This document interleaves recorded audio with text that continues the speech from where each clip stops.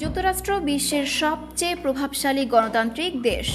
তবে সাম্প্রতিক বছরগুলোতে দেখা যাচ্ছে ফেডারেল সরকারের পাশাপাশি প্রতিটি অঙ্গরাজ্য যেন গড়ে তুলছে নিজস্ব নীতি ও আইন। প্রশ্ন উঠছে, এক দেশের ভেতরে কি তৈরি হচ্ছে বহু নিয়মের জটিলতা? গর্ভপাতের অধিকার নিয়ে টেক্সাসে এক ধরনের আইন, আবার ক্যালিফোর্নিয়ায় সম্পূর্ণ বিপরীত। অস্ত্র আইনের দিক দিয়ে নিউ ইয়র্কে কড়াকড়ি, অথচ ফ্লোরিডায় রয়েছে শিথিলতা। এমনকি জলবায়ু ও শিক্ষানীতিতেও দেখা যাচ্ছে অঞ্চলভেদে চরম পার্থক্য। তাহলে প্রশ্ন হলো, এই বিভক্ত নীতি কি যুক্তরাষ্ট্রের ঐক্য ও গণতন্ত্রের ভিত্তিকে নড়বড়ে করছে, নাকি এটা কেবলই একটি বিবর্তনের ধারা? 2025 সালের 29 জুন যুক্তরাষ্ট্রের সুপ্রিম কোর্ট এক ঐতিহাসিক রায়ে বলেছে, ফেডারেল বিচারকরা আর পুরো দেশের জন্য নিষেধাজ্ঞা জারি করতে পারবেন না। ফলে জন্মসূত্রে নাগরিকত্ব নিয়ে রাজ্যভিত্তিক ভিন্ন নীতি চালু হওয়ার আশঙ্কা তৈরি হয়েছে।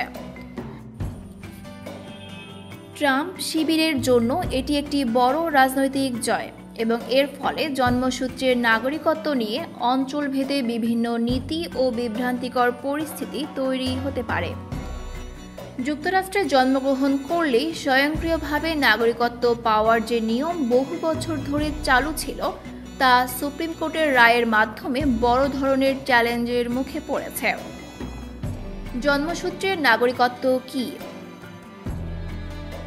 জন্মসূত্রের নাগরিকত্ব অর্থাৎ বার্থ রাইট সিটিজেনশিপ হলো এমন একটি নীতি যার মাধ্যমে যুক্তরাষ্ট্রে জন্মগ্রহণকারী যে কোনো ব্যক্তি স্বয়ংক্রিয়ভাবে মার্কিন নাগরিকত্ব পায়, তা তার বাবা মা অবৈধ অভিবাসী হোক বা অস্থায়ী ভিসাধারী হোক।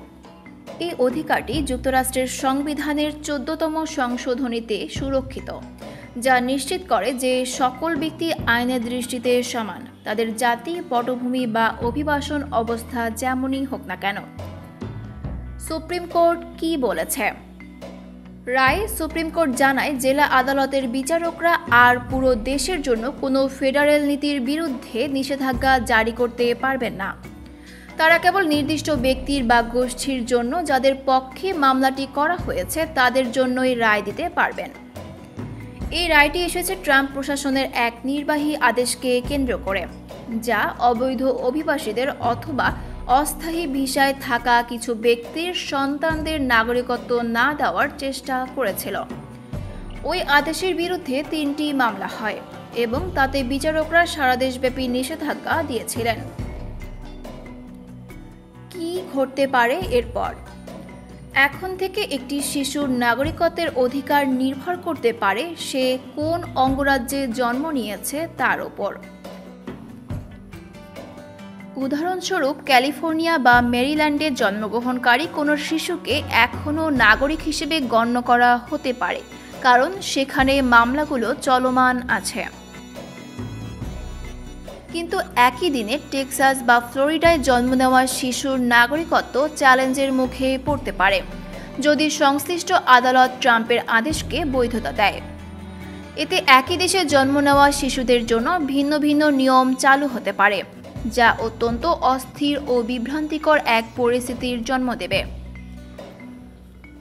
যদিও ট্রাম্প প্রশাসনের নির্বাহী আদেশ এখনই কার্যকর হচ্ছে না, আগামী 30 দিন পর্যন্ত এটি স্থগিত থাকবে। কিন্তু এই সময়ের মধ্যে যদি মামলাগুলো ক্লাস অ্যাকশন হিসেবে স্বীকৃতি না পায়, তাহলে মার্কিন যুক্তরাষ্ট্রে ভিন্ন ভিন্ন অঞ্চলে ভিন্ন নিয়ম কার্যকর হতে পারে। এই রায়ের পর কংগ্রেসে নতুন আইন প্রণয়নের দাবি উঠেছে। অভিবাসী অধিকার নিয়ে কাজ করা বিভিন্ন সংগঠন সুপ্রিম কোর্টের রায় পুনর্বিবেচনার আহ্বান জানিয়েছে। জন্মসূত্রের নাগরিকত্ব একসময় যুক্তরাষ্ট্রের অন্যতম গর্বিত বৈশিষ্ট্য ছিল, কিন্তু আজ সেই বৈশিষ্ট্য নিয়েই প্রশ্ন উঠেছে, কে একজন আমেরিকান, এবং তার উত্তর এখন আর জন্ম সনদে সীমাবদ্ধ নেই।